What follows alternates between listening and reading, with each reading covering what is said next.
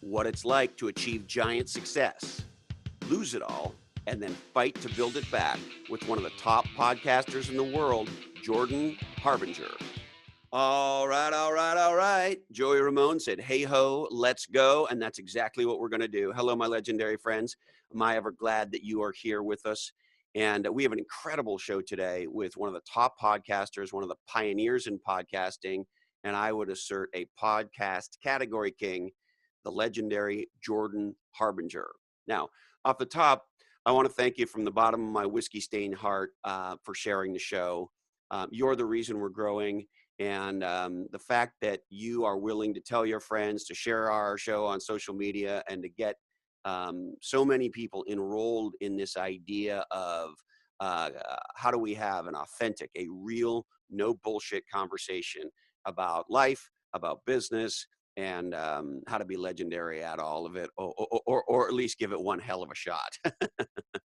And so, today we have it really as an authentic dialogue as one can have. And I'll tell you why.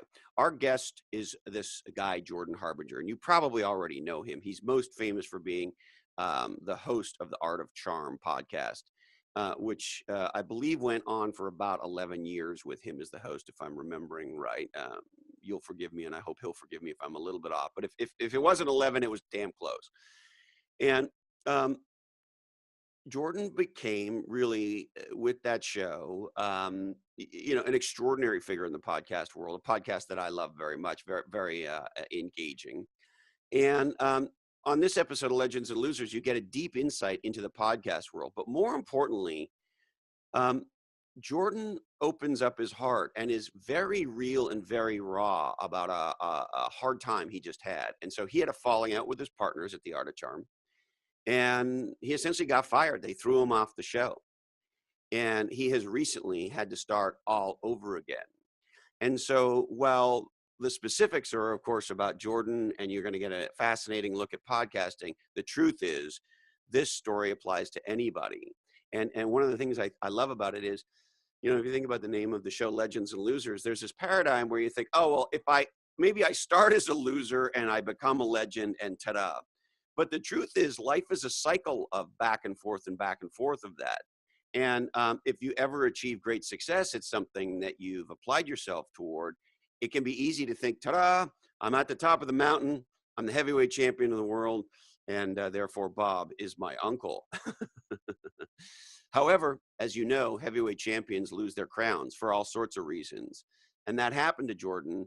And he's poured his heart and soul into building his new show, the Jordan Harbinger Show, and you get a deep insight into all of that in a way that I think is very, very cool. So our guest is one of the most popular modern podcast thought leaders out there. He's a former Wall Street lawyer turned entrepreneur and, of course, podcaster.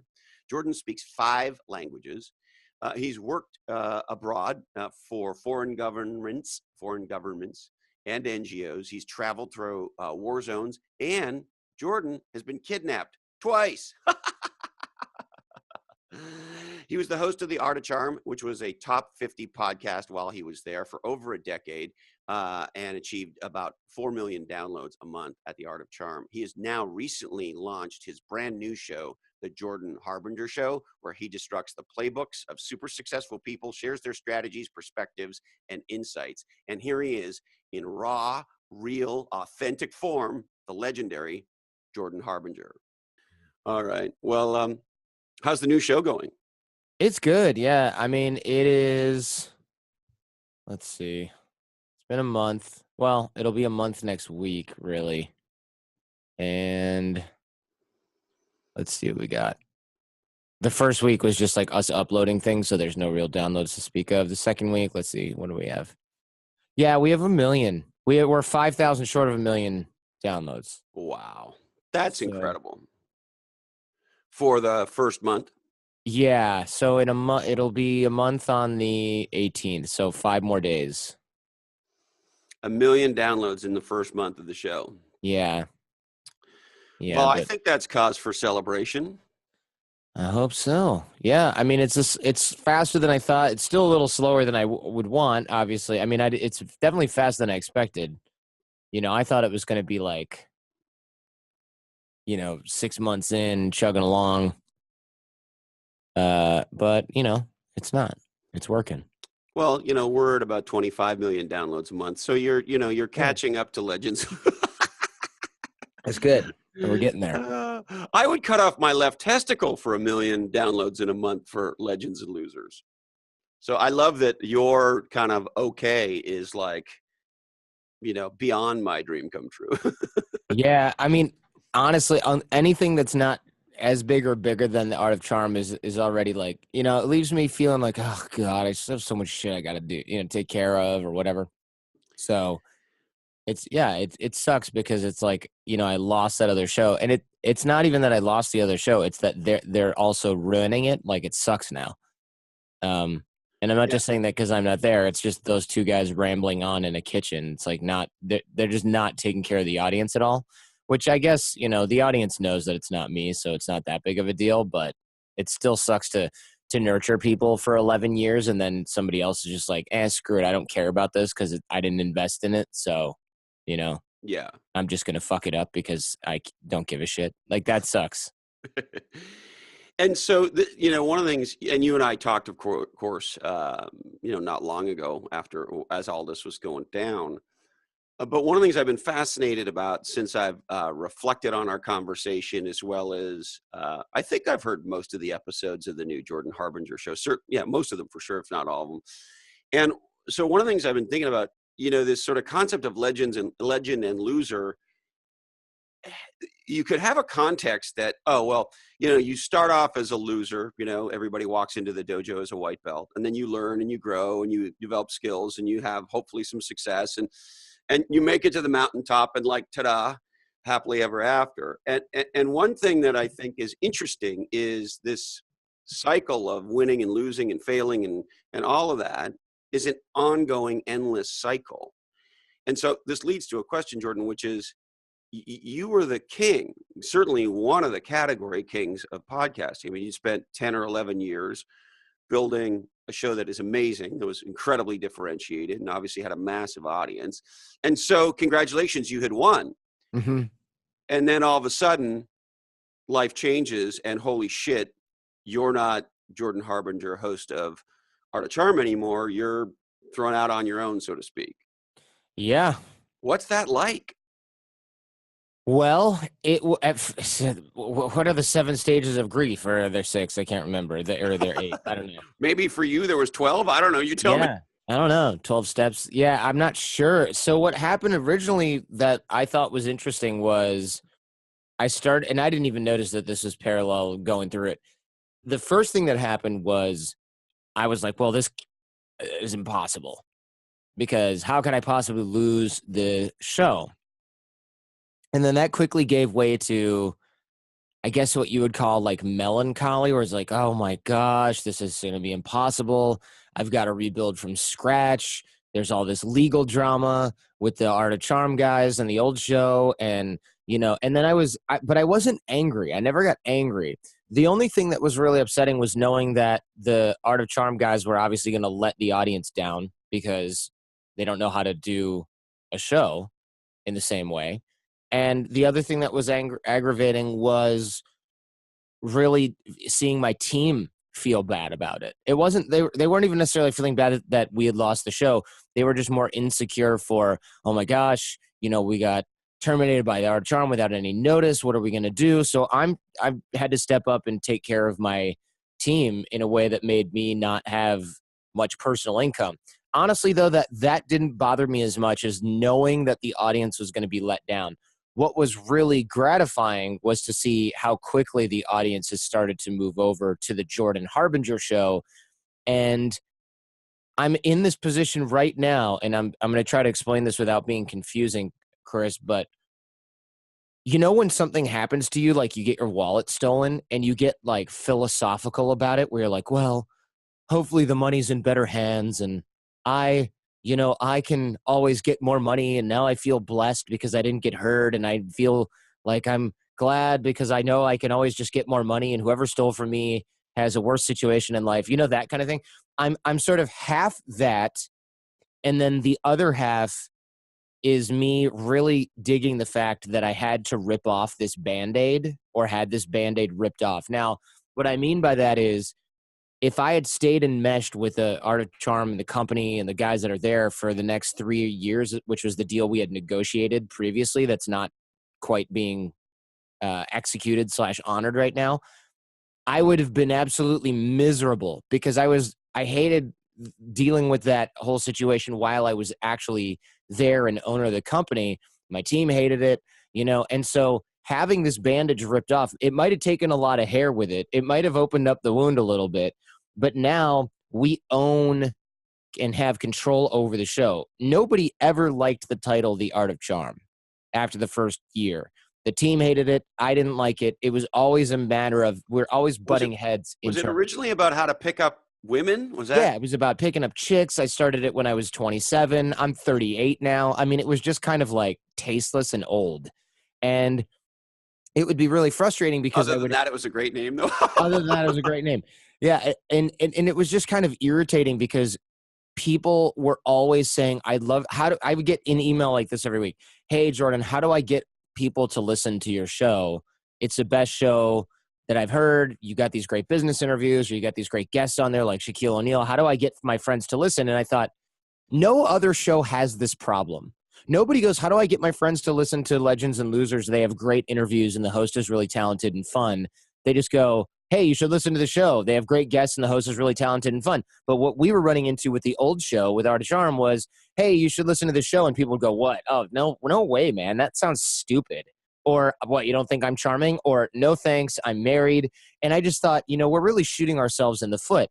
And I could not for the life of me get anyone on the team I shouldn't say on the team. My team was all about it. My team was embarrassed to tell people. So you wanted to change the name for a long time. Oh, right? years. And it was a huge point of contention.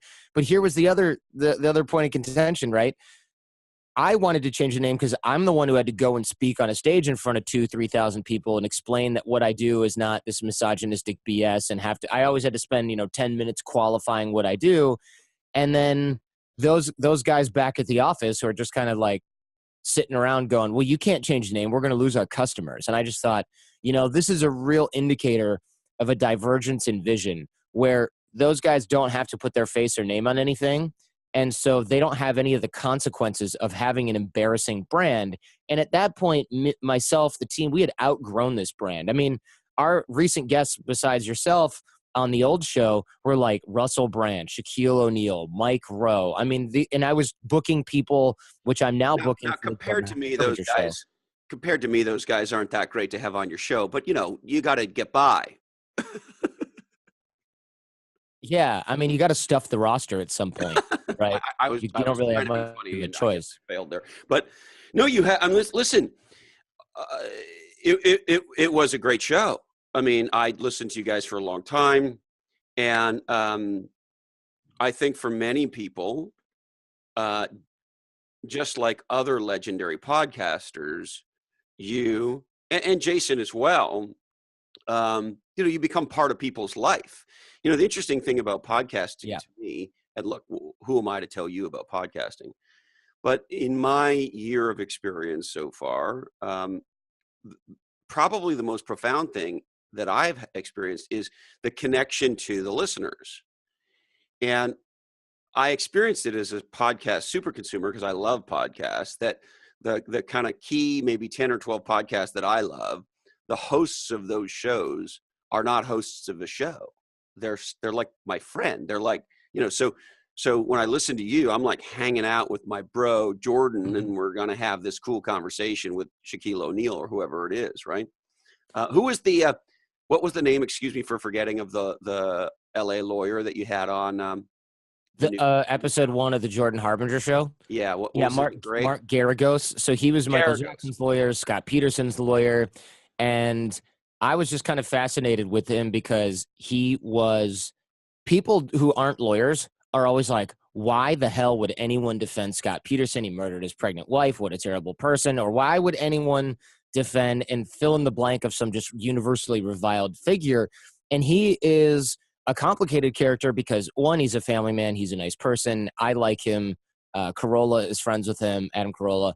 And, I'm a regular on sort of their programming. And so I know that he's not this like vicious scumbag. So I thought this is a really cool juxtaposition of this like church going Armenian family man who defends some of the, well, aside from Michael Jackson, some of the people that we just think, I'll lock him up and throw away the key. And some people thought that about MJ as well, of course.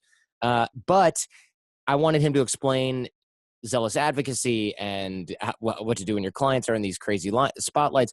It was a weird first episode of a show that has mostly practical application, but I thought he was an interesting character and he was really willing to help support us right off the bat. And, you mentioned that hanging out or listening to a podcast is like hanging out with your friend. And I agree with that. However, I had still, even though I was the host of a show for 11 years, I had still underestimated that effect, because a lot of the shows that I listen to are like Fresh Air with Terry Gross or, Planet Money. And since those are so highly produced and the hosts are more talking head, well, maybe aside from Terry Gross, the hosts are a little bit more talking head. I'm a little bit more open book. Here's my life and how it relates to the guest, real conversation, open, vulnerable kind of situation. I didn't really put that together because a lot of the shows I listen to, I don't have that relationship with the host. So when I left The Art of Charm to start the Jordan Harbinger show, people noticed immediately. And you can see on the graph of our downloads for the Jordan Harbinger show where The Art of Charm ended and when people found out where we went. Because it was like one day, in the very beginning of the show, in fact, I'm going to get the actual numbers so that we can talk about it. It was like one day I had left. People were wondering if I got sick or went on vacation because I hadn't missed an episode in 11 years. And so one day I had 9,719 downloads. That was February 18. And then people found out that I had left.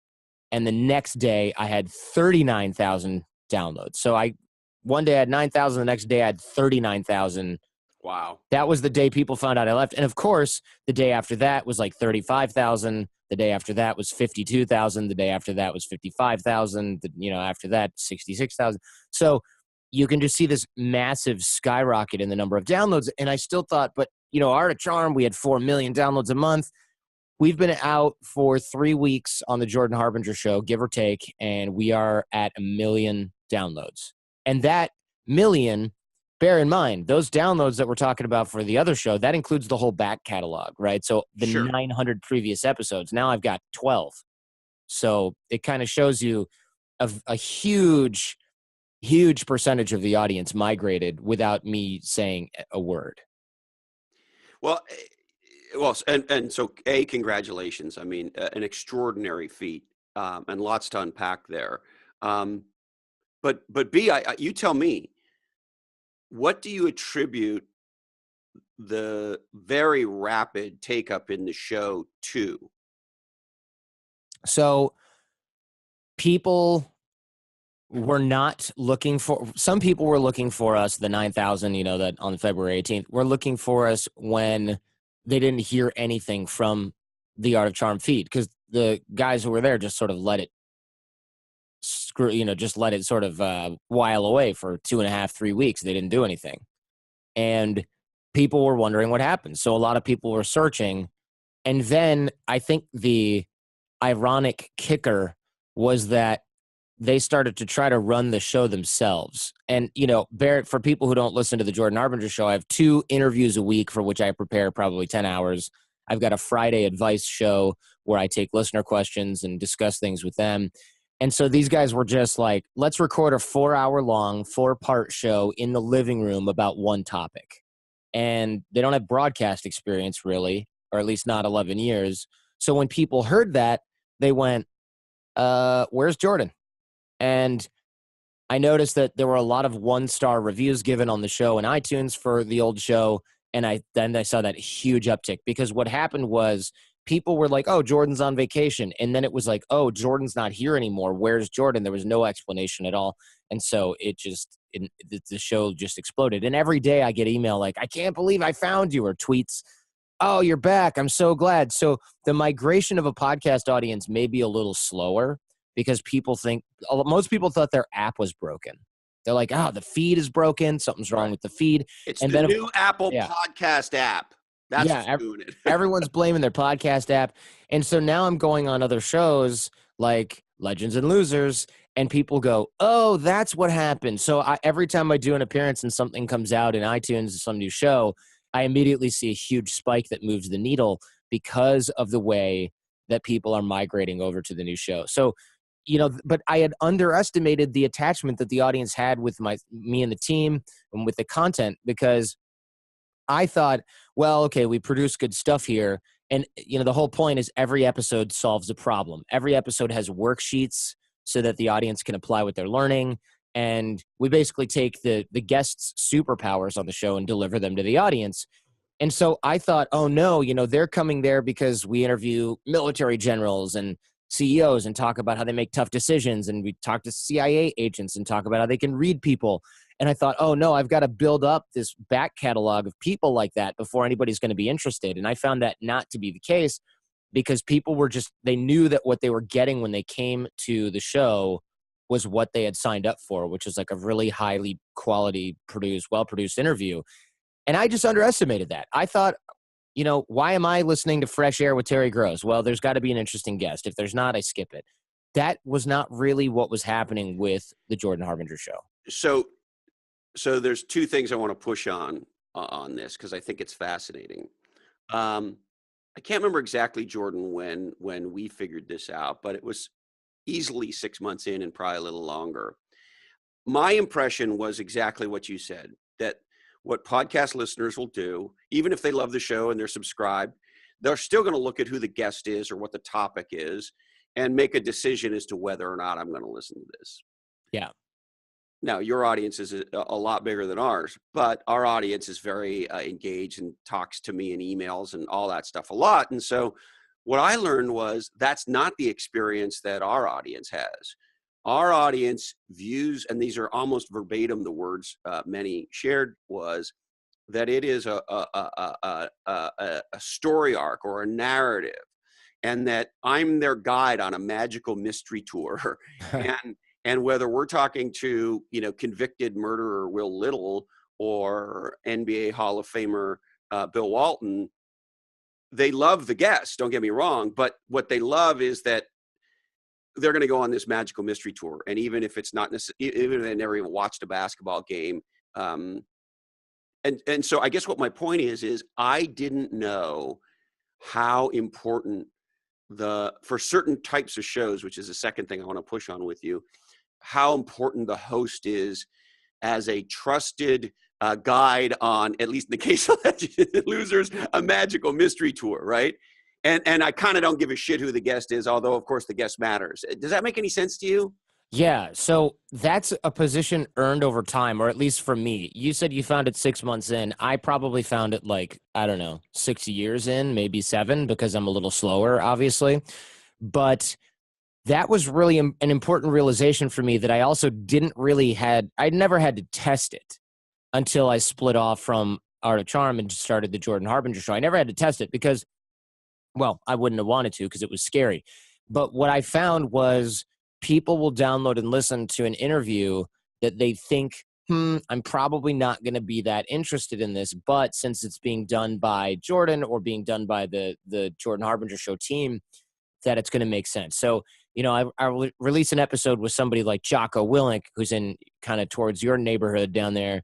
And, he's a Navy SEAL and everyone loves him. He's got a popular podcast and he's got this great message and everyone thinks he's great. But I can also release an interview with a friend of mine who's releasing his first book and is let's say, customer experience or customer service professional and a speaker. And people say, that was awesome. I can't believe this guy was so great.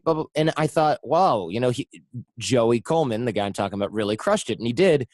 However, when I reply to audience members like, yeah, that's great, I'm glad you went out on a limb and listened to that one, often the reply that I get, which is always pleasantly surprising, and I say surprising because I never really thought about this, was they'll say things like, yeah, I listened to everything, or at least the first bit of everything that you put out, because there's a 90% chance it's going to be something I can use, and that's good, even if I'm not interested in the guest. And that is the opposite of a casual listener that will only say, oh, you interviewed Shaq. I'm going to download this and listen to it.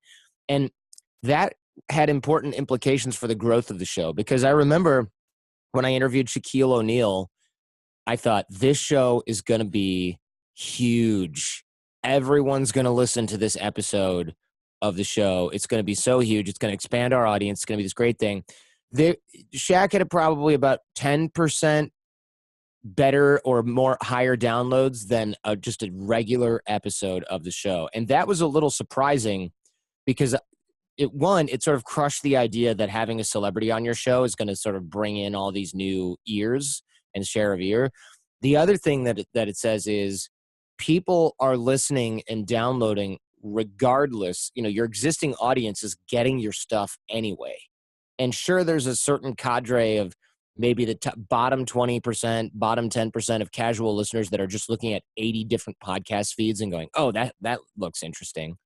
But really, once you earn the attention of an audience, you're in a good place. So now the Jordan Harbinger show has 1 million downloads. The Art of Charm, after 11 years, had 4 million. And it's like, oh, I've got to 4X the audience to get back to where I was. However, let's be realistic. After the first couple of months here, let's say 90 days, anybody who is really interested in what we were doing and talking about will have already migrated. There's going to be very few people that were like, oh, my favorite show just stopped and I didn't bother searching anywhere for what happened. Yeah.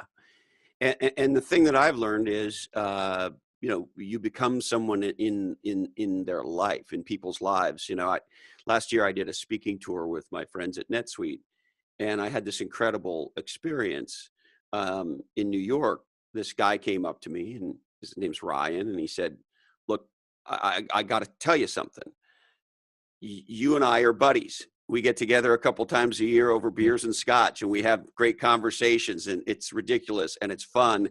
And you're like one of my best friends. And I'm not a stupid person.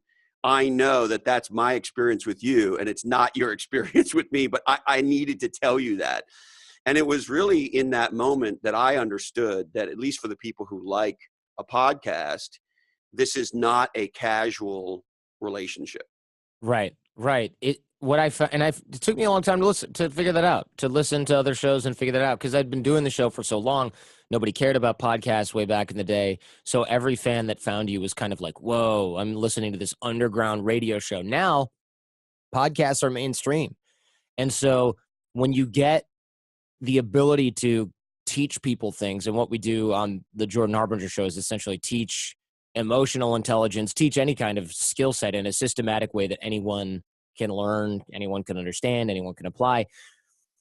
You end up building that relationship with the listener in a way where they trust that you're going to be there. You're not going to lead them astray, and you're going to end up with this core level of, originally I was really worried I was going to lose all my sponsors because my numbers went from iTunes top 50 to 0. And I had to figure out, oh my gosh, what am I going to do? The sponsors actually been quite more or less happy with what's been happening. Now, sure, some of them are like, hey, we're going to give you some leeway here, but your numbers are, we're going to take a flyer on you. And so far, so good, because what happens is, as soon as the original, or the initial, I should say, 20% of hardcore fans that miss one episode and go, where's Jordan?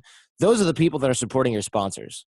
Yep. Mostly. So they came over right away, and now they realize, oh, if we're going to save this show and this team, we need to put it into high gear. So that was really heartwarming. We got a lot of supportive messages, and you're right. The messaging is, I miss you guys. Where are you guys? I'm so glad I found you guys. We have 800 iTunes reviews right now, and it's been 3 weeks.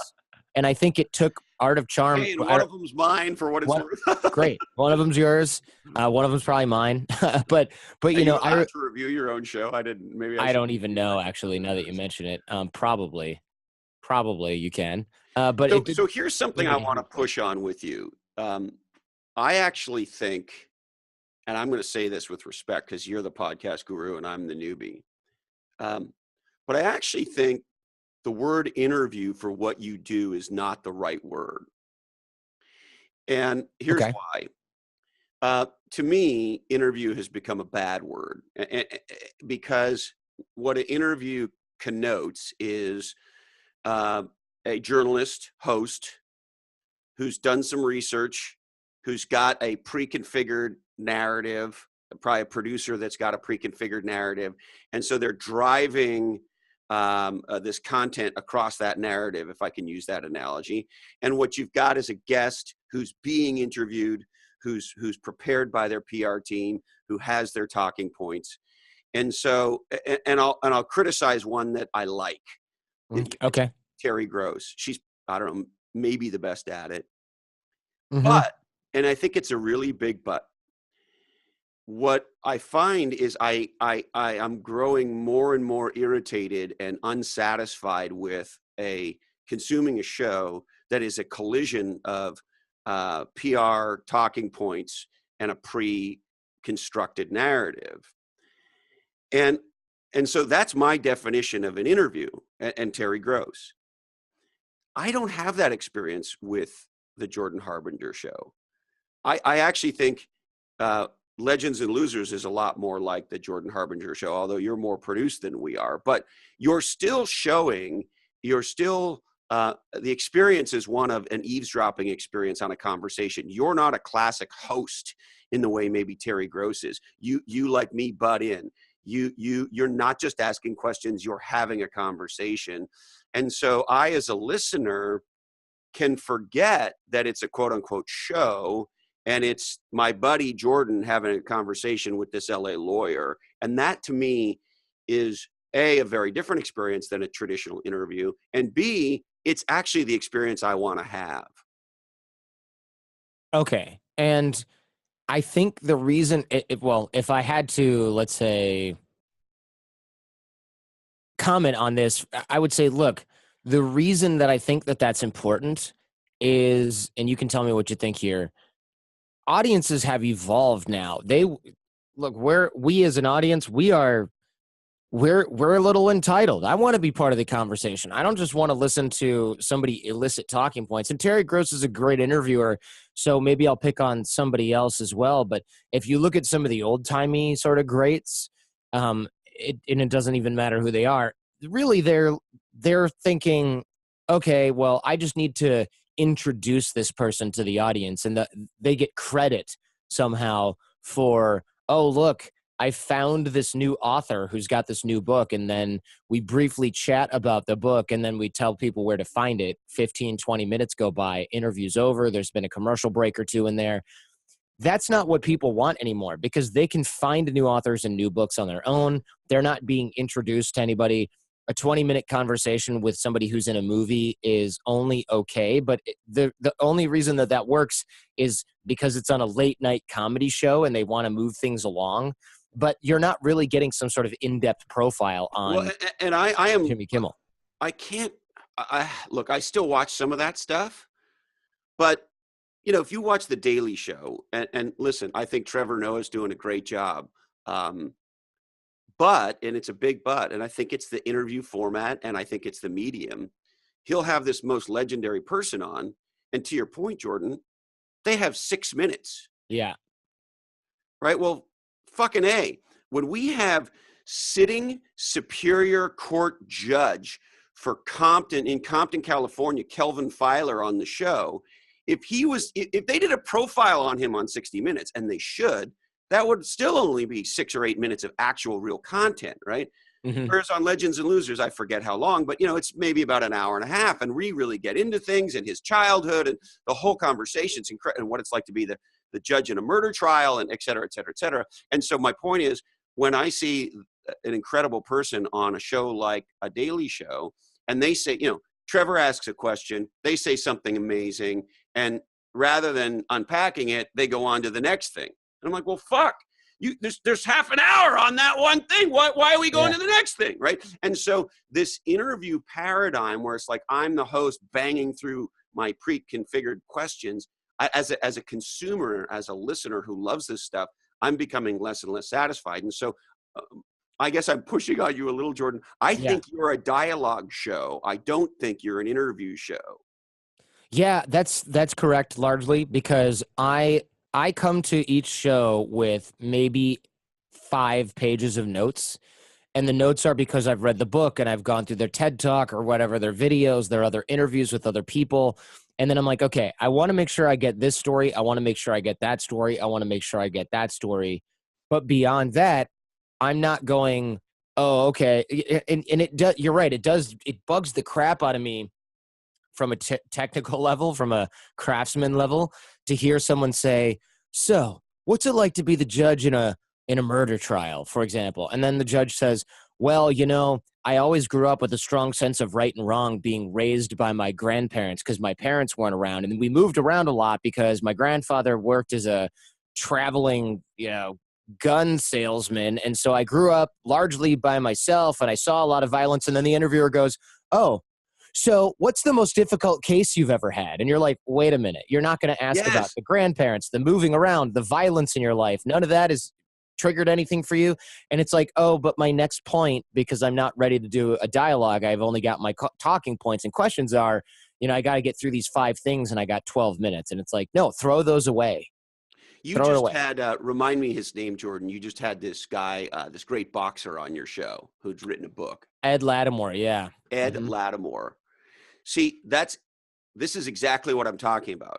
That's why I listen to your show. You have Ed on. Ed says stuff along those lines, and you don't say, "Oh," and then the next question, right? You get into it with Ed, right? And you get into his boxing career and what it's like to lose on TV and all that stuff, and back and forth and around and around. And so, yeah, it's interesting. We had Dan McGinn on the show. He's the editor in chief of HBR, and he's got a new book out, which is great. You should have him on your show, actually. Anyway, one of the things he told me, which sort of warmed the cockles of my soul, was that HBR has never done better than it's doing now. Huh.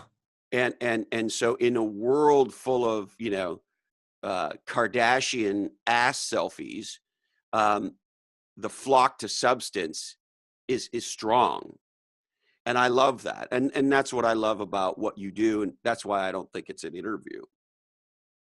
Well, I appreciate that. And I think I'd never really thought about the difference between an interview show and a dialogue show, but you're right. If someone's an interviewer, they're asking a series of questions, they're not necessarily having a conversation. And that's a distinction that makes sense, especially with podcasting coming around from radio and television, because on television you got these time constraints, and on radio, when I look at old interviews from older interviewers that happened in the 50s, 60s, especially 70s, whatever, 80s, since there was no internet, you tuned in to Larry King every night at 8 p.m. or whenever it was on, because he knew what was going on, because he had his PR team and he was in LA and he was on CNN and everybody knew who he was. There's not going to be that anymore, because now you can just directly follow the people that you're interested in. But the niche that's available is not, hey, give us a brief 5-minute overview of your book.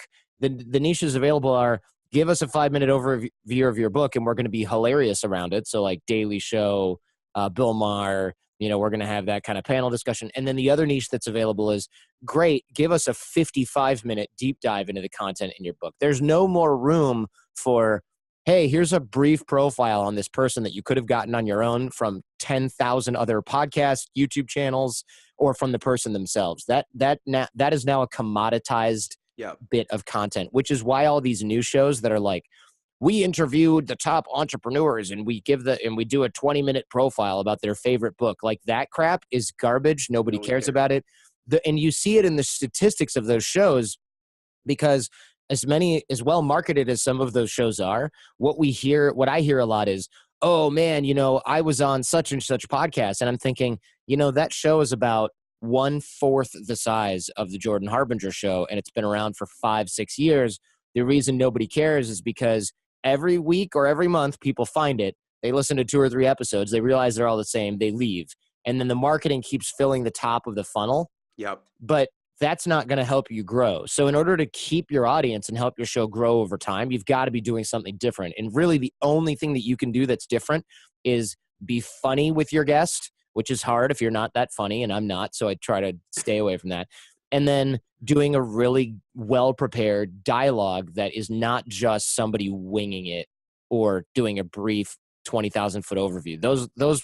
Those easy sort of low-hanging fruit type of formats are taken, and they're taken by people that have been doing it for longer than you or me. and they're the ones who get to keep doing it because they're 85 and they should be retired anyway. Sorry, Larry King. Well, and the other thing that I would say is those people who have those successful shows, they were the category designers of those shows. That's why they have that position that they have, right? Yeah. They designed that format. Yeah, good point. And so if you design the category, by definition, you're best positioned to dominate it. And that's why, shows with the kinds of formats that you're describing are in that place. And, here's the question I love to ask.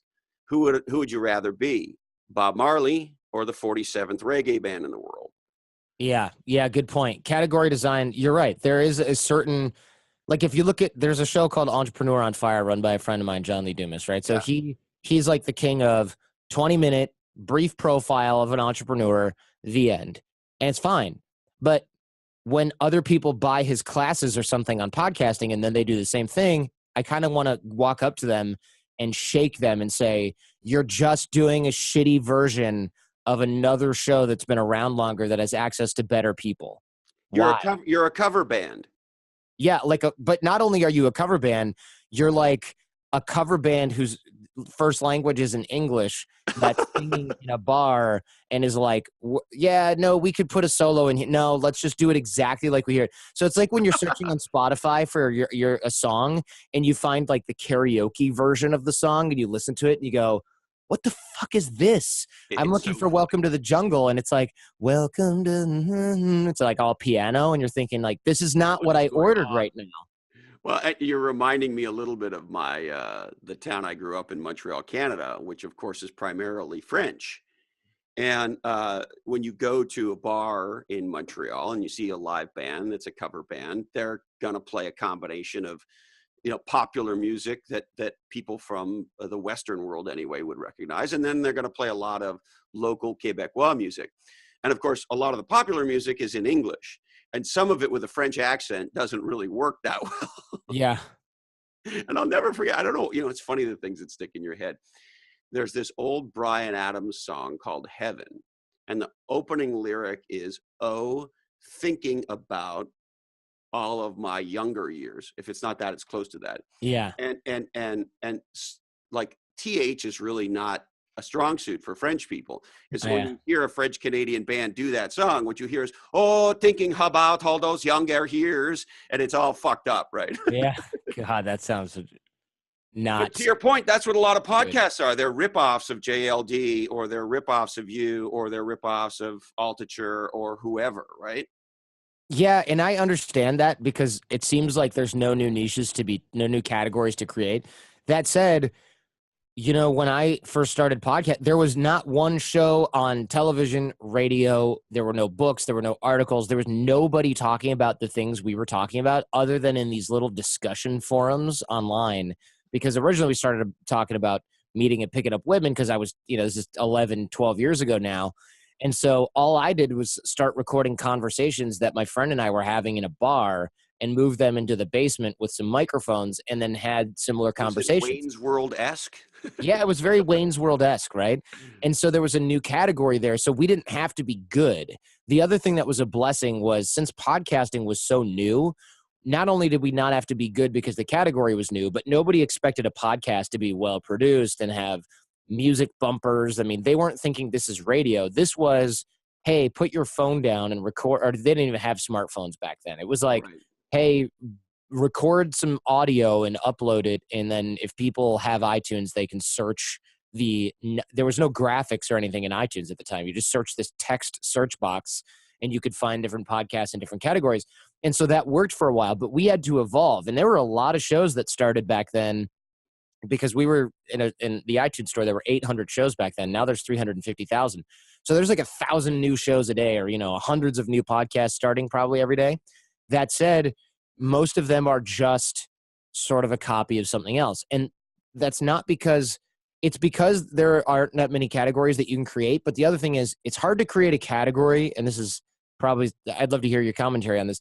It's hard or impossible to create a category if you don't have the skills around it. So if you're a great broadcaster and you love firearm safety, you could probably have like the #1 firearm safety podcast around, or the coffee show, and you're like this great broadcaster and you're funny. and you're a coffee manufacturer, you can create a category. But if you're just like, I kind of like talking, I don't really have experience with production, I don't really have experience with broadcasting, I sort of think I'm funny, let me just have my friends come over and we'll talk about sports. Don't, good on you. Don't even try to make that into a business for like half a decade until you're good at and until you're really good at the broadcasting and the sports commentary and you've built a network so you have access to people, because you're just wasting your time. And so don't try to monetize that. Don't try to become a thought leader based on that. Well, and the interesting thing about that, to your point, Jordan, is people operate out of somebody else's playbook, right? And so, my dream is that one day, uh, the people of the world, if I could say it that way, understand that it's all about the exponential power of what makes you different, as opposed to the incremental value of what makes you better. Mm. And so our whole lives, we fucking get trained that the way to be successful is to be better, get better grades, so you get in a better university, so you can get a better job, right? Be better at basketball so that you can make the team, so that you, et cetera, et cetera, et cetera. And that works in some of those environments, of course. I mean, I'm not ignorant of that. However, if you really start to look and you say, okay, who are the people that I admire? Who are the business people I admire who've made the biggest difference? Who are the athletes? Who are the scientists, et cetera, et cetera, et cetera? Most of them were not doing anything incremental. Most of them were unique. Most of them took or broke new ground, right? And so the irony is, in a lot of ways, the pathway to success is being different, is taking new ground, is being unique. And yet the whole fucking world teaches us that the pathway to success is being better than the next person. Yeah, it's great to be unique. It's just really damn hard, right? So for me right now, I think and you can tell me whether or not I'm blowing smoke up my own arse right now, but I feel like I've accidentally become unique in the dialogue/interviewing world. It's not that nobody else does talk shows like we do or anything. It's just that over 11 years, if you don't adopt your own style, you've tried really hard to adopt someone else's style somehow. Because I can't not have my own personality come through. It would be so much harder for me to not let my personality come through and have developed a style over 11, 12 years than it would be to just like kind of, after a while as a performer, you kind of give up on not letting these other things in your persona bleed through. That's actually what makes you better after a while, right? In the beginning, you start off and you're like, I've got filler words. I've got all this self-conscious bullshit I'm dealing with. Okay, now I've got to stay up straight. I got to make sure that this is in order. And I got to make sure my background is good and smooth. And then after 11 years, you're just like, hey, I woke up and I took a thing and wet my hair so I look like I took a shower. So if nobody's looking closely at the video, they can't tell that I just woke up. And I'm in this sort of like ornery mood because it's raining and the coffee hasn't kicked in yet. And, 10 years ago, I would have been like, oh my God, I'm not ready.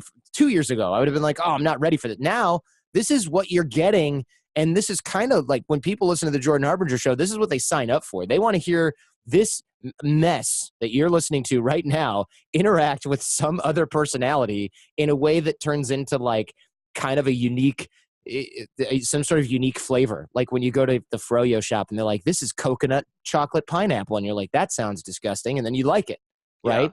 That's sort of this acquired taste. And that's what happens over time. But in the beginning, you really can't do that. And I think you see people try to do it and it's just kind of awkward and terrible. I do encourage people to try new things when they start their show though, because otherwise you're just doing what everybody else is doing. And it's like, that's just worse, Yep. right? Making an ass out of yourself because you're trying a new type of strategy to differentiate yourself is much better than going, well, I'm afraid to differentiate myself, or I'm afraid to look stupid, so I'm just going to do what John Lee Dumas is doing, or what Chris Lochhead is doing, or what Jordan Harbinger is doing. Because I got news for you. If you're trying to be a better Jordan Harbinger, you're going to fail. But if you're trying to be somehow different or interesting in a different way, well, then I'll watch my back because I want to make sure I see you coming for me in the iTunes ranks, And actually, maybe let's pivot to that for a second. How has if you will, the podcasting world treated you as you've launched your new show and gone from being where you were to where you are now? Um,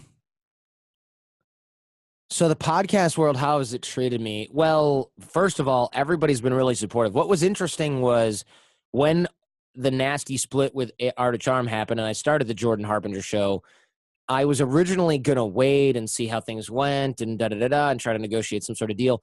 And my network, Podcast One, the owner of that, Norm Pattis, who's been in the radio business for like 50 plus years, said, no, don't miss a beat. Do your own show. He said some funny stuff about those, F these guys, these idiots and all this stuff because he's Norm and he can get away with that. When you're one of those powerful, wealthiest guys in LA and you're 75, you can say whatever the fuck you want.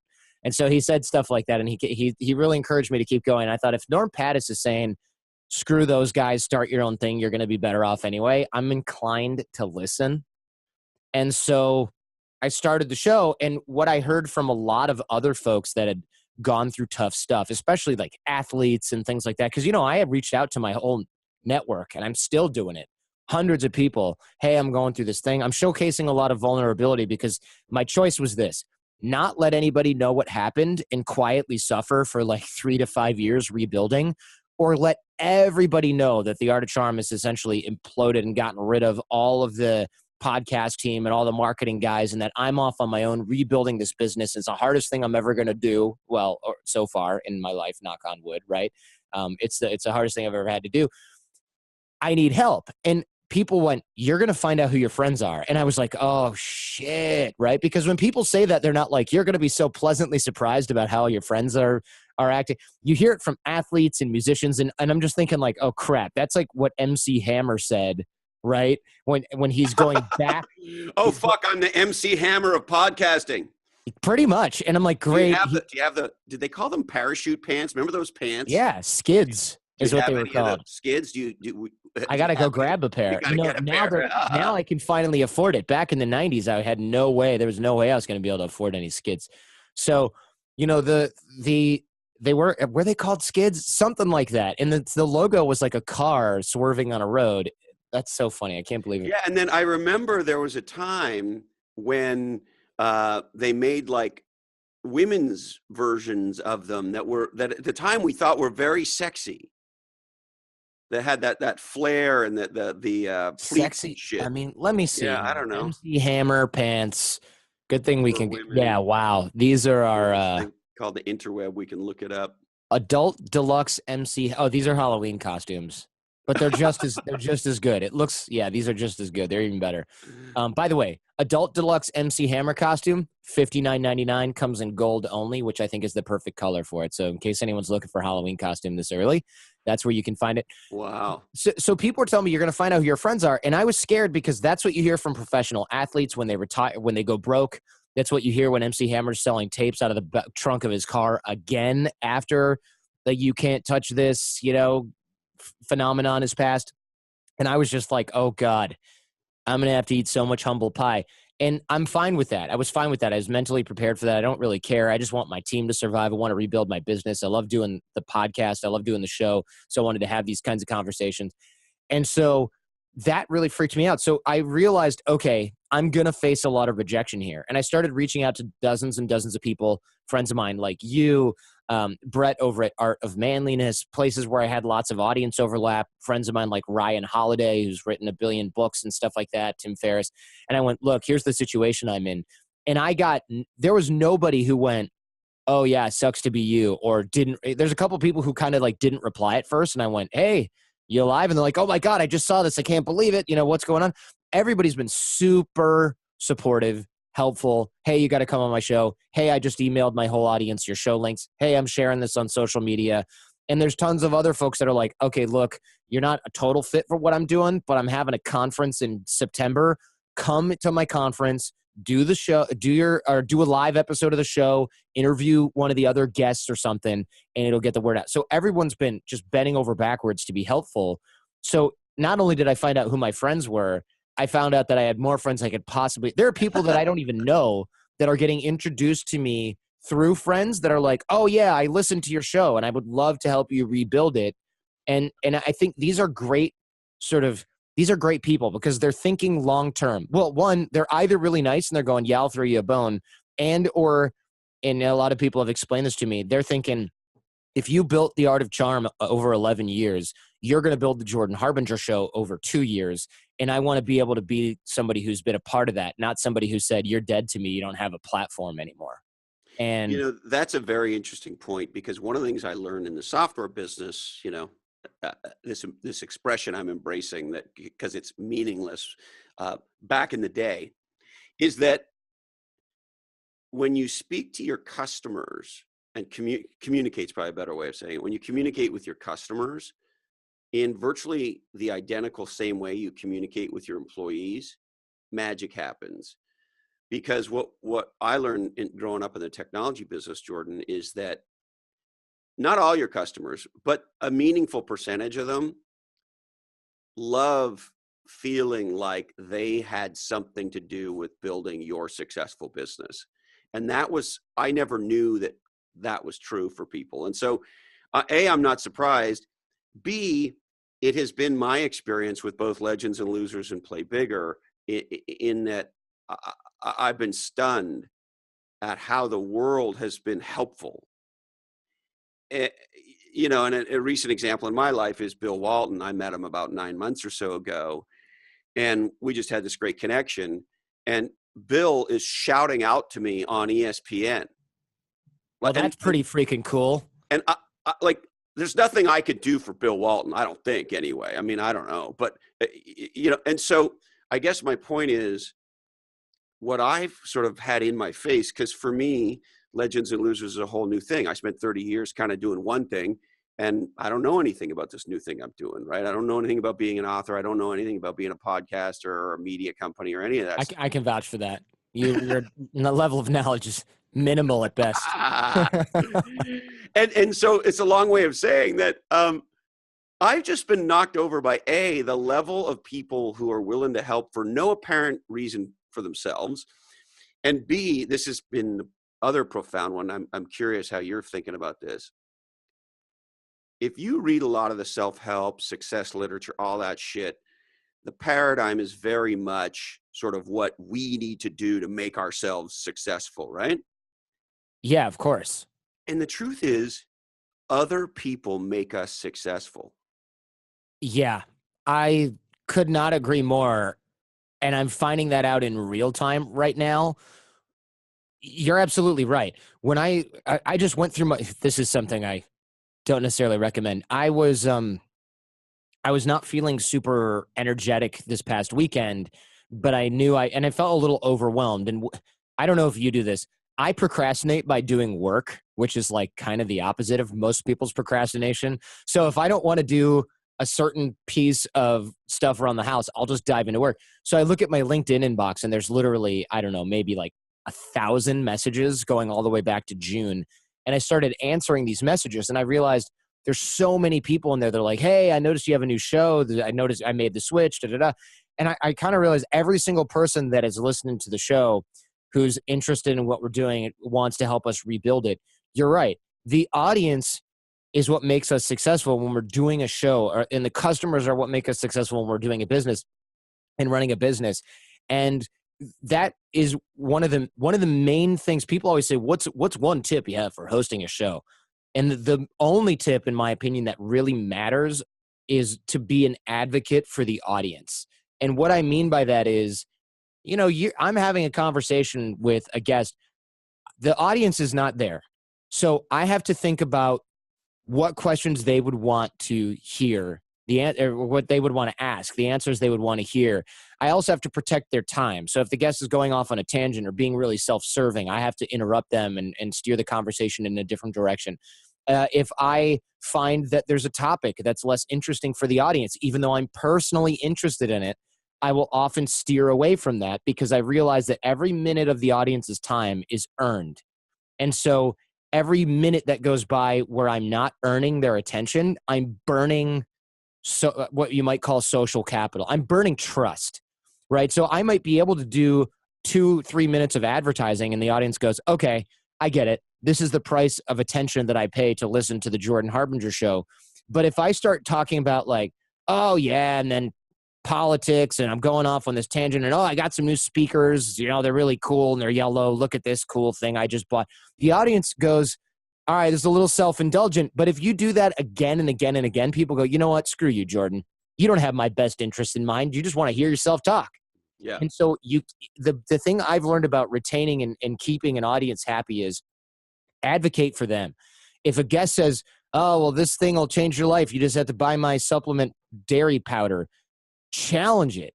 If somebody goes off on a self-serving tangent, cut them off or redirect it, make it useful. If you're not getting the answers that you think the audience wants, don't let the guest off the hook. The second you stop advocating for your audience, and the reason people start doing this is they're trying to be friends with the guest. That's one major reason why a host will stop doing it.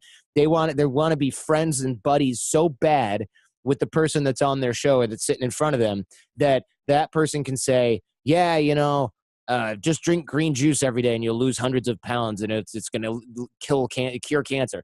If you let guests get away with stuff like that because you want them to think you're a cool guy, you're in deep shit because your audience is not going to care about that. That is not advocating for them. That is your agenda. And so being a host, being an interviewer or a dialoguer or whatever you want to call it is an exercise in suspending it's probably a lot like parenting. I don't have kids yet, but it's suspending whatever the hell you think you want and going, it's not about me. It's about the invisible non-voice that's not talking to me right now. It's about somebody I can't see, can't hear, can't smell.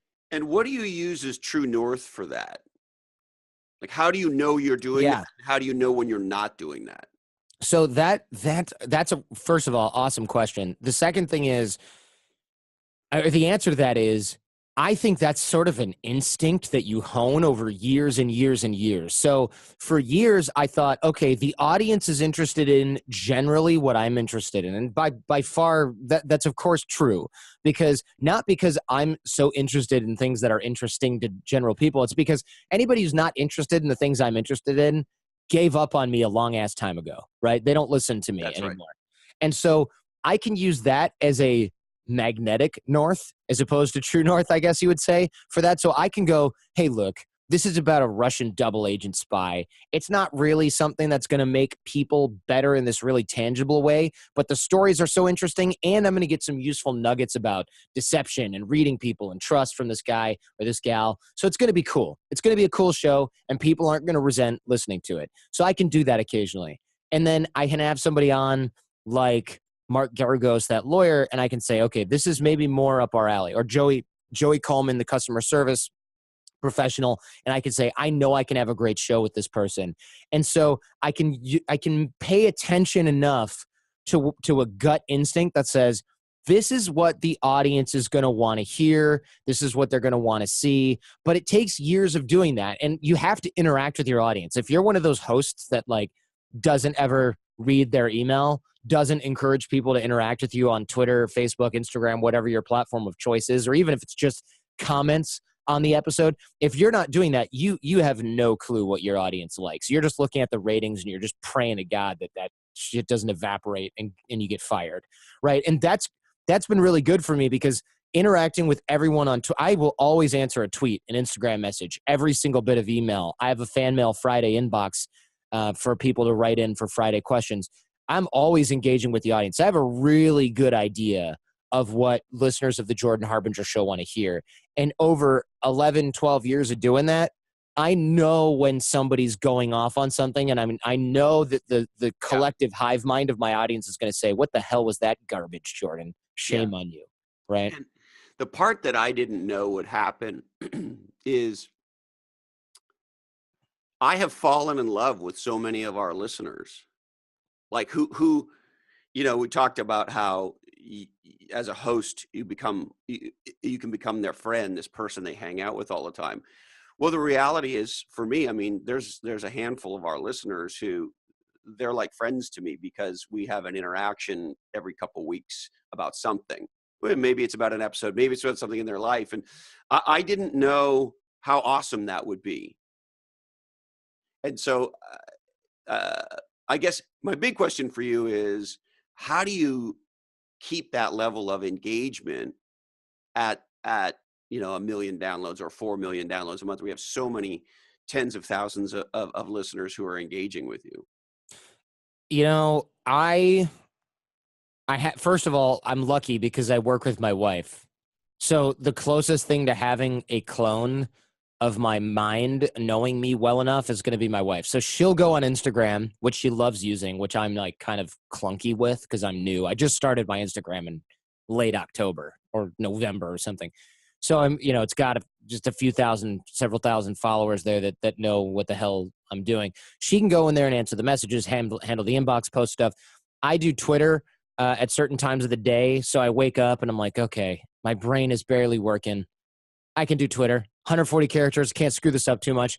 And then I block off a certain amount of time during the week where I handle the rest of social media. So there's a couple hours a week where I will just plow through those inboxes and I prioritize it because people go, oh, social media, it's such a waste of time. If you are a broadcaster or an interviewer or a dialoguer or some sort of online business figure like you are, or like I guess like I am with the Jordan Harbinger show, you can't afford to not engage with your audience. Not only because it creates connection, not only because it makes them feel cared for, but because if you're not doing that, you're not having a conversation. The people who host shows, especially when they're new, they make the mistake of thinking the conversation that's important is the one they're having with the guest on the show. That's not the important conversation. The important conversation that you are having is with your audience. That is the important conversation. The audience, you should spend the bulk of your time talking with the people that are listening to you talk to other people. It's kind of like you're kind of like a politician in a way. Your constituents matter far more than the person who sits next to you in the assembly hall. That person you work with, you got to negotiate stuff with, you got to create laws and bills and stuff with. But really, the people who vote you in and out are the people that you talk to every day. You're the town hall folks. So if you're a politician and you're thinking, I'm not going to answer my phone, I'm not going to answer the letters, I'm not doing town halls, well, good luck in your career. It's going to be pretty fucking short, right? Yeah. Yeah. So the same thing with a show host. If you think I'm just going to go out there and I'm going to do a show and it's going to be great, this is why comedians have these short-lived podcasts a lot of the time. So you'll see somebody like Pauly Shore and they're like, I'm doing a show, right? And they do this terrible piece of crap that their audience hates. And the reason is because they could not care less about what the audience wants. They're just doing their thing and they're doing it in podcast form, and then ... nobody gives a shit. And the reason is because they're not having conversations with the people that matter, which are their audience. They're having conversations with their celebrity buddies, and they're in their little bubble, and when nobody cares, they're surprised. As you're talking, I wrote down the audience is the guest. Mm-hmm. And I learned this early on as a as a dyslexic, I'm about to say, as a pubic speaker, Nice. as a public speaker, which is when I first started speaking, I sucked, and I don't suck today, far from it. But Mm-hmm. when I first started speaking, I sucked because I was giving a speech and I was playing a character. And what I learned about speaking was twofold. One, don't play a character, just be yourself. So I stopped trying to be what I thought I was supposed to be, and I just said, fuck it. And so that there's an authenticity thread that I think is incredibly important.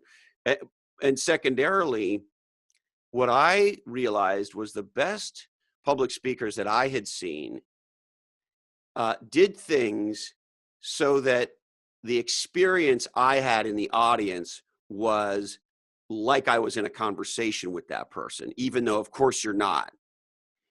And so I just love what you're saying, because the reality is, if you do this, I hate to say the word right, but I don't know what other word to use. If you do this in a powerful way, maybe say it that way, the experience is an included conversation. On the Bill Walton episode, my friend Tim Rode posted the episode in his community, One Life Fully Lived. And there was a young guy who posted on there a negative comment. And what he said, Jordan, was, oh, it's real easy for you guys to talk about, doing everything you want in your life and just going for it. And he used one of my terms, you big ding dongs talking about how great life it is. Well, you're millionaires. You can do whatever you want. Like, sort of, he didn't say F you, but kind of F you. This doesn't work for the rest of us. Right. And I responded and I said, I'm you. I had Yeah. a paper route from the time I was 10. Like, we're not trying to have an exclusive conversation. That's the point, right? That's the whole point.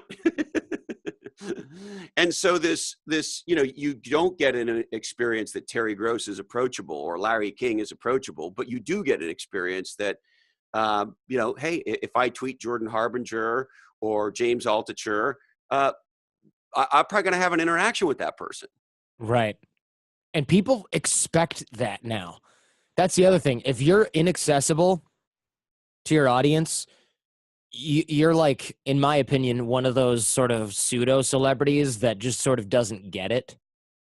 And if you don't believe me, ask yourself who is more popular, somebody like Gary Vaynerchuk who engages with everybody, or, and I'm trying to even think of an example. Of course, there's plenty of actual sort of big name celebrities that don't answer their own Twitter and stuff like that, but they engage with their audience a lot. The only people that don't are sort of these like old school movie stars. And even then they try to be accessible in certain ways, or Yeah. their brand is that they're super exclusive and not accessible at all, right? You can't tweet at Angelina Jolie, right? They do that deliberately, but that's a different kind of brand. And you're welcome to do that when you're an A-list celebrity.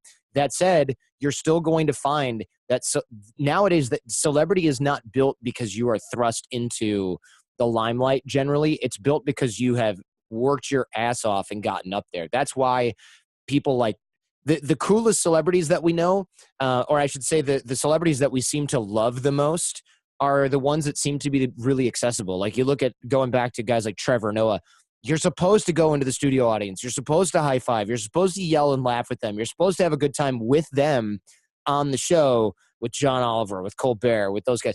You're supposed to do that. The Tonight Show, they're talking to the audience all the time. Right. Yeah. There is that level of engagement there. And then you see these sort of like new internet wannabe celebrities and they're like, well, I need to get my blue check mark so I'm verified on Twitter. And then I need to like not talk to anybody that's not going to help me look cool in some way. So people always they're trying to network up and all this stuff. That's also short lived. That shows me that it's a self-serving thing. And those people always sort of max out until people find somebody that they like better. And it's not hard to find anymore. It was hard to find in the 90s. It's hard to find in the 80s. Now, if you don't resonate with somebody or you're not giving people what they need or they feel disengaged or they don't feel heard, all they have to do is accident. They can do anything. Yeah. And they will stumble across somebody else as a matter of course. And if you're not better than them, you're going to lose them. So Well, it's and tough. I think we've gotten very confused. We had the legendary VC and author of this book called Good People, which is a stunner, Tony Chan, on the show. And he said something that was so simple, but yet so profound. He said, the job of a leader is not to create followers, it's to create other leaders. And we've gotten so confused in this world that like who I am is my Twitter followers or some other fucking bullshit metric, right? Yeah. Yeah. Now I have a big question for you about identity. Mm-hmm. Successful people, once they get to the top of the mountain, by definition, most of us get sucked into who I am is that I'm this person on top of this mountain. Oh yeah. And so Yeah. how much of your identity was in I'm the host of the Art of Charm? And B, what did it do to your identity when, bam, that's gone? Yeah, that's a great question. I actually went through a tough time with this. I thought that all of my identity was tied up in that because it was like, I host this big show. I've been doing it for 11 years. My identity before that, I was a lawyer and I didn't love it, right? I built this company, The Art of Charm. I worked my butt off for it. I built these social media accounts. I mean, I was the public face of the company. I worked harder than anyone else to make that happen. And it was like, oh my gosh, this has been taken away from me. And I realized that that was the whole point of the split that I'd had with the guys there was they wanted to make sure that it was like as painful and brutal as possible. And so that sort of originally was like very sad. It was a kind of a sad situation and confusing for me. And then I realized, well, wait a minute. Do I even want this identity? Not really. I hate working here. Like working with these guys is a nightmare. My entire team can't stand it. So maybe I don't want that. And then it was, well, wait a minute.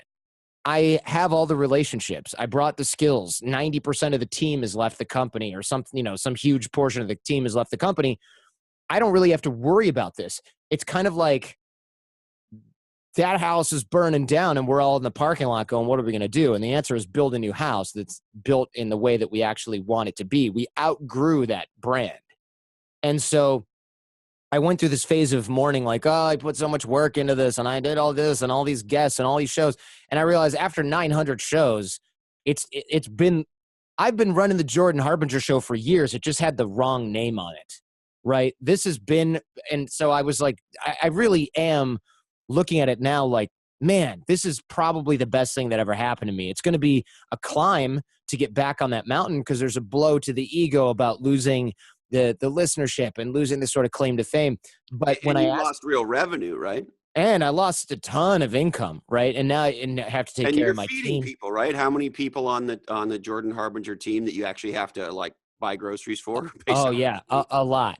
And that doesn't even include, I mean, there's at least 5, 6 of us, and that doesn't even include the 20, 25 contractors that we work with now that do things like IT, marketing, products, events. We're doing Yeah. products and events. We have to do all this. We have to start this all from scratch.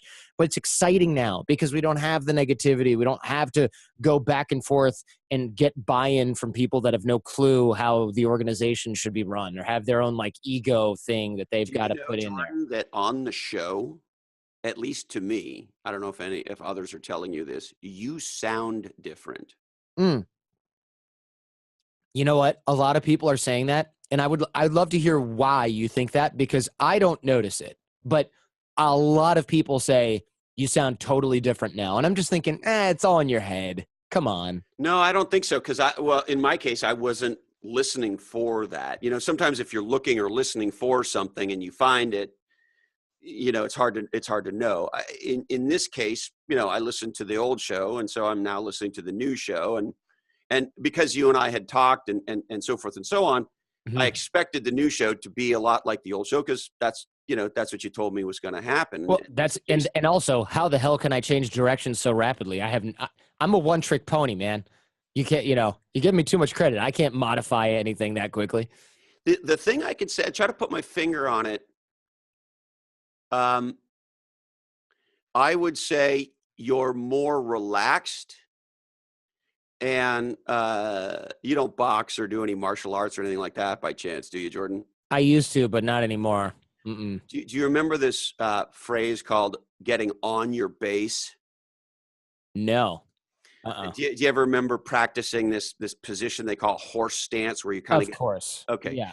So when you're in horse stance, you're got a bit of a squat and you lower down a little bit. That's called being on your base. And the reason you want to be on your base is you quote unquote make yourself heavy. So if somebody pushes you or hits you, it's a lot harder to move you when you're quote unquote on your base than when you're not. You have consciously quote lowered your center of gravity.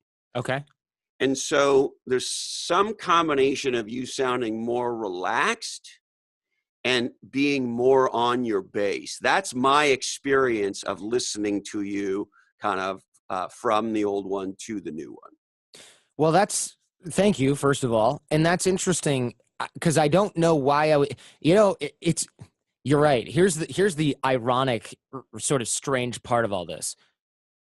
Lost a bunch of the income from the business. The other business is it appears chaotic.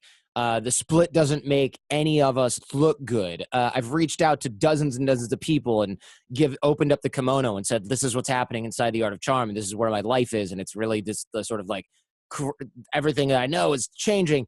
And then my team is working twice as hard for less money and we're rebuilding the business from the ground up. So nothing should theoretically be more relaxed. However, not having to worry about the stigma attached to the Art of Charm brand, not having to explain away, well, the show's not like it. I know the title is this, but really we're smart and we're not douchebags. Like that kind of thing is gone. I don't have to worry about that. And everybody's happier because we're dealing with each other as a family, and instead of dealing with these sort of other personalities that really didn't have the team's best interests at heart. And I think maybe that's what it is. because now we know that what we build is for us, and we're not going to have drama. We're not Well, going to and have I'm really curious about that. this because this is the experience that I have had as I exited Play Bigger, the company, and now I'm kind of, doing Legends and Losers and writing a new book and so forth. The experience I had, Jordan, was, and I was a co-founder of Play Bigger, the company, and founded it with, two of my best friends and all of that stuff. So, but when we launched Legends and Losers about 6 months after Play Bigger had come out and 6 months after I had rolled out, quote unquote, retired from the company, what I realized was Legends and Losers was the first time in my life where I wasn't representing other things or other people. So as a 3-time public company CMO, you say something, you can affect the stock price. You are representing literally a publicly traded company that you are an executive in. And even though Play Bigger was a small company, and even though Play Bigger, is 3 guys who had a very similar, if not identical, ethos on what we were up to and so forth and so on. Mm-hmm. The truth is, my partners were both more conservative than I was. And so without really realizing it, there were parts of myself I was holding back. And I think that was the right thing to do. Just like when you're the CMO of a public company, there's certain things you're going to do and not do, right? That's called being a responsible professional. However, I didn't realize how much of that was going on for me. And so when we started Legends and Losers, I sort of said to myself, well, yeah, I'm going to let my crazy off the chain and see what happens. It was very terrifying for me.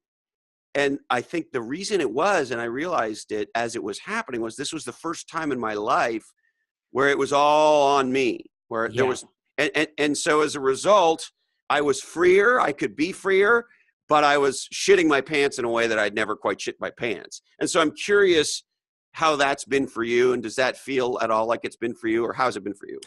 Actually, for me, it's maybe I felt a little freer, but mostly I've just sort of, I guess, after building the Art of Charm for 11 years and it was sort of a boiling frog thing for me. I didn't realize how much I didn't really fit well with that company at all. And I had outgrown that company and outgrown that brand. My team was dying to get away, but they worked with us and we led them, and that's sort of how it worked. They complained about it in a way that was constructive, and they didn't dwell on it. And, I worked with my wife, and she wanted to get away as well, but it was like, look, bit by bit, piece by piece, we'll slowly move away. And so having had the rug pulled out from underneath us, that freaked us out a lot. On the other hand, like I said earlier, it's the best thing that's happened to us, because now I realize, well, yeah, I'm not going to get a temper tantrum in my inbox, from somebody about something that did or did not happen. There isn't going to be passive aggressive stuff happening with certain team, because we're split now. That's not a worry that we have. I don't have to worry about that stuff. And so I realized there was a lot of just drama that I thought was probably kind of normal. And now that I'm gone, I realize, oh God, that was so unhealthy.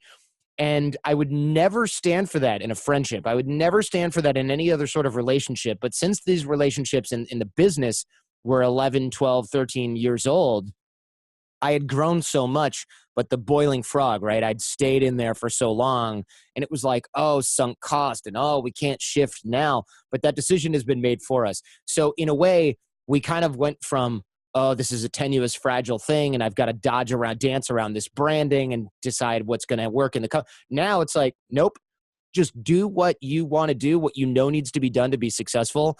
And looking at how quickly the show is growing has been really encouraging and fun. And having the team be so much happier, that's been a huge realization. And now I realize, look, on the split, my wife was excited. My producer was excited. My associate producers were all excited. All of my entrepreneur friends were excited for us. I was the one that was freaking out. And now I get it. They knew that we were going to rebuild quickly. They knew that this was going to be more fun. They knew we were going to get better guests and be able to have more interesting conversations and not, have all this drama distracting us from things. And they were right. I was the one who was like, but I used to be on the top of the mountain, and I used to be and everyone used to know the name of the show. And I realized a lot of my fears were unfounded. People knew the podcast team. They knew my name. The migration of the audience to the Jordan Harbinger show happened so quickly that I kind of, had I known that was going to happen so quickly, I would have left the Art of Charm years ago. Yeah. Isn't that, it's so funny when a big event happens in our lives that at the time, my friend and partner on Play Bigger, the book, Kevin Maney, an amazing writer. Oh, you should have him on your show. His new book, Unscaled, is a mind blower. But anyway, I got a list of guests for you. I hear that. Yeah. He shared this amazing thing with me on Legends and Losers, which is, I think it came from his mom. No matter what happens in life, whether we think it's good or bad, try super hard not to evaluate it in the moment, because the truth is we don't know whether it's quote unquote good or bad or somewhere in between until we get some distance from it, right? But of course, it's hard not to react in the moment. We all do it. But it is an interesting thing that something that at the time felt like, I don't know, you tell me, one of the biggest tragedies or upsets of your professional life is very quickly turning into one of the greatest things that ever happened to you. Can you rephrase that? I think either this broke up or my brain stopped working for a second. What I'm saying is, I learned this from Kevin, that when something happens to us, whether we think it's good or bad, try not to evaluate it in that moment. Try to step back and see, because the truth is we never know with time. And so you had this thing happen to you that was, you tell me, it sounds like maybe the most challenging or difficult thing that's happened in your professional life. Definitely. Here we are, plus or minus, barely a month out. And already you're starting to think, maybe this is the greatest thing that ever happened to me in my professional life. Yeah. So everybody told me this is going to be the best thing that ever happened to you. And I was like, great. Can't wait for that feeling. And I don't have that feeling just yet. I just now see it on the horizon. Whereas before, I really was thinking, oh my God, it's going to take years to get back to where we were, et cetera, et cetera. I don't really necessarily want to be back to where we were, because we had a lot of people listening to the show that were like, how do I pick up girls? And I was just like, why are you still listening to me? I'm talking with a freaking spy from the KGB. Like, what are you doing here, you weirdo? And there were a lot of women that felt left out of the Art of Charm, and now they feel included on the Jordan Harbinger show, which they should.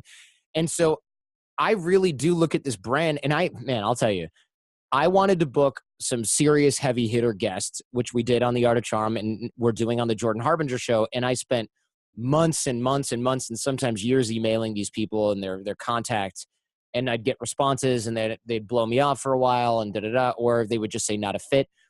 Within weeks of quitting the Art of Charm and jumping into the Jordan Harbinger show, I emailed those same people. I usually got a response within a few days, and people said, "Oh, I'm so glad to hear from you. Yeah, this might be a really good fit.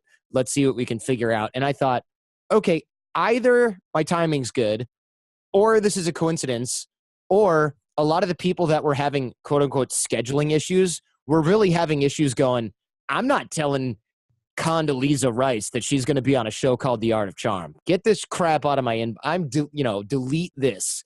And the reason is because there was just no getting around that old brand with all of that baggage attached to it. And so that it was as scary as it was leaving the mountaintop in terms of audience interaction. What I realized is people listened for the Art of Charm to the Art of Charm for the team.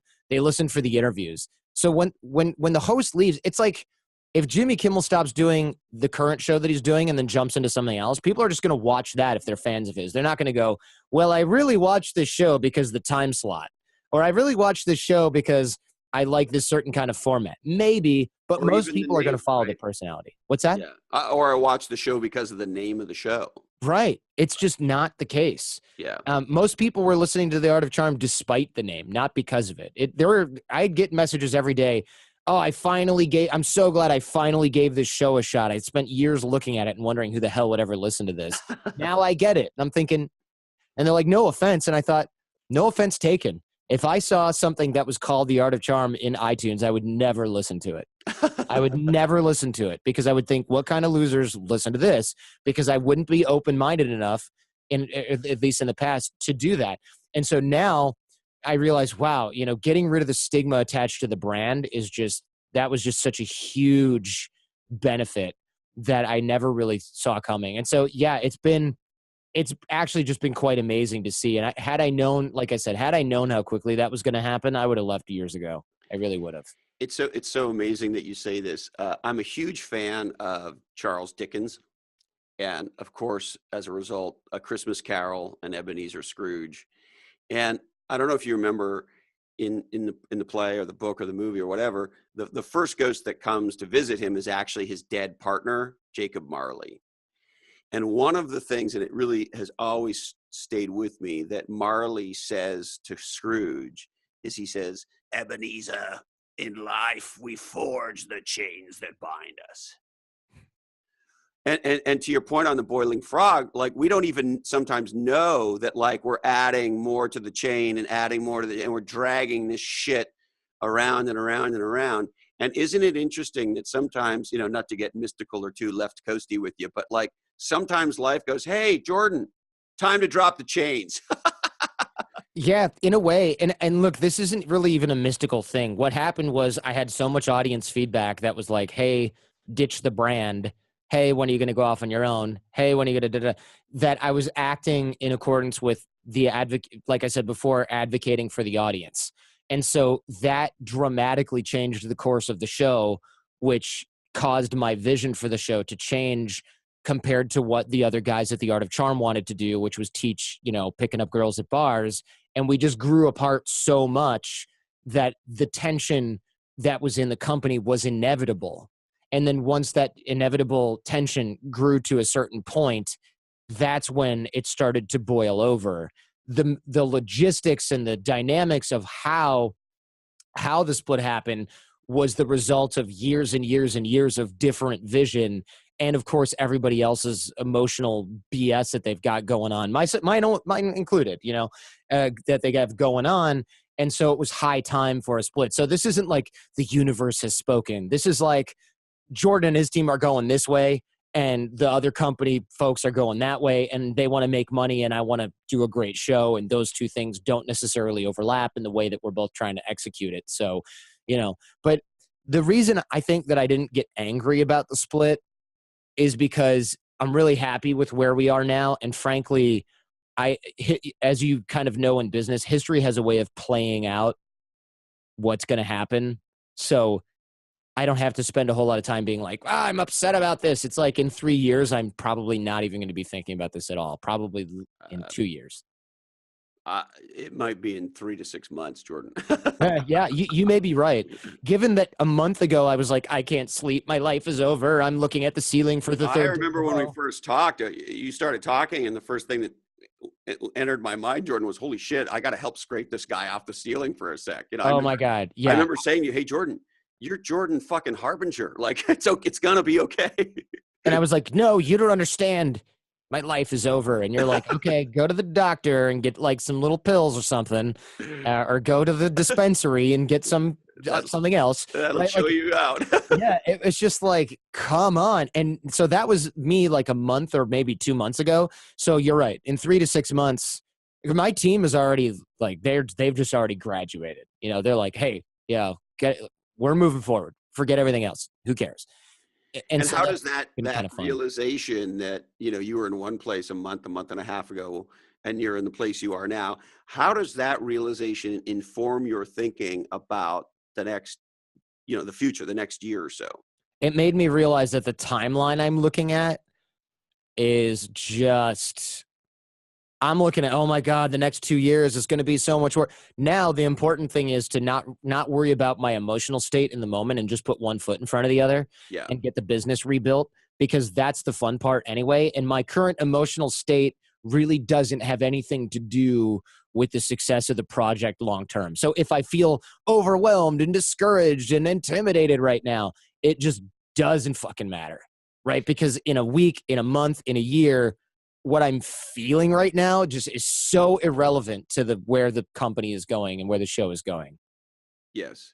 And our mind plays tricks on us. It does. Right? And I've got to go, man. We've run up against it. We've run up against it. This is a perfect place to kick out of this wave. Anything else before we wrap? That's it. People are listening to a podcast. I'd love to see him at the Jordan Harbinger show. My job is to make kick-ass stuff for you guys, and I hope to see some people there. Well, I'm sure you will, and I don't, of course, have no way of knowing what our overlap is, but there's got to be some. And folks who listen to Legends and Losers already know I'm a big fan. So, Jordan, I think it's awesome of you to come on. It's awesome of you to kind of open up the kimono and share what this experience is like. And I couldn't be happier for your initial success. Thank you very much. Thanks, brother. Be legendary, as I know you will. Whew. Wow. You know, the thing that I think was so great about that conversation, amongst many, is in the business world, you really rarely hear people, particularly super successful people, open up so in such a real and raw way about their fears and about their losses. And in that regard, I think Jordan was incredibly generous with us. Anyway, if you love this episode as much as I did, why not share it on social media right now? And we would love you just a little bit extra if you wrote us an iTunes review or a review wherever you enjoy podcasts. And if you choose to do that, take a screenshot of the review, email it to blackhole@legendsandlosers.com, and we will email you the preview teaser to our new book, a book that Heather Clancy and I are writing together called Niche Down. So write your review, screenshot it, email it to blackhole@legendsandlosers.com, and we will send you a free copy of Niche Down. All right. We would like to thank the brand new Jordan Harbinger show. Wherever you get legendary podcasts, check it out. It's an instant awesomeness. It's instant awesomeness. Speaking of awesomeness, HarperCollins Instant Classic, Play Bigger, How Pirates, Dreamers, and Innovators Create and Dominate Markets. Why not pick up 2,000 copies wherever you buy legendary books today? Our good friends at equitydirectory.com. If you're in the startup ecosystem, check us out. You got to join equitydirectory.com. One life fully lived. If you're looking to take your life to the next level and you're looking for a lot of the leading ideas around financial planning, life planning, business planning, and more, we are the nonprofit trying to help you do all of that to dream, plan, and live your best life. Check us out, onelifefullylived.org. Our good friends at NetSuite. If you are a growing business and you want to turbocharge your growth, check out netsuite.com. We're #1 in cloud ERP. Our good friends at interviewvalet.com. Check them out. If you're a thought leader, if you're an author, if you're anybody who has anything interesting to say and you want to get on the leading podcasts, they do podcast interview marketing, and they'll get your leading thoughts on the leading podcast. You be the guest, they do the rest. Interviewvalet.com. Bixen 2. Hacking the future with executives who want to produce material outcomes out into the future. It's a big thinking about how to do big shit. Check them out, Bixen2.com. Habitat for Humanity, building new futures. One of the most extraordinary nonprofits around. Check them out, Habitat for Humanity. If you love the Tahoe area and you've dreamed about living there or maybe having a vacation home there, check out my dear friend Matt Hansen at Tahoe Truckee Homes. Matt's one of the top 10% of realtors in the Tahoe area for a reason, Tahoe Truckee Homes. The unofficial museum of Legends and Losers, the Museum of Failure in beautiful Sweden. Check them out at museumoffailure.se. And our good friends at the nonprofit Project Reload, the new movie, Veterans Work, the Project Reload story is out. If you want to see how amazing veterans connect to business executives, check out Veterans Work, the Project Reload story on YouTube. And Paradigm Sport in Santa Cruz, California. You want to get in shape, you want to be ripped, you want to have awesome functional movement, and you want to just be physically fit and fantastic. Train like it matters at Paradigm Sport in Santa Cruz, California. All right. We got to remind you that today's information is provided to you solely for informational purposes. This oddcast is the sole property of the Legends and Losers Oddcast Network, and we would love you just a little bit extra if you kept sharing the shit out of the show. We must warn you that Legends and Losers is clearly produced in a studio that does contain nuts. We are never tested on GMOs or animals. Teach entrepreneurship. Never run near a prison. Keep your eyes on the road and your hands upon the wheel. Don't forget, there's a crack in everything. That's how light gets in. And also, Legends and Losers makes a great last-minute gift idea. You get invited to a party, or you just wake up this morning and you realize it's your wife's birthday and you got nothing to give her. Why not give her a box set of all 100+ episodes of Legends and Losers? It's free and she'll love you for it. And hey, Colin, this oddcast really ties the room together, doesn't it? Today, our deepest apologies go out to Oscar Munoz, the chief executive of United Airlines. Hey, Oscar, sorry, we just ran out of time for you. That's it, my friends. Thank you so much for investing part of your life with us here on Legends and Losers. We love you, and we look forward to seeing you again soon.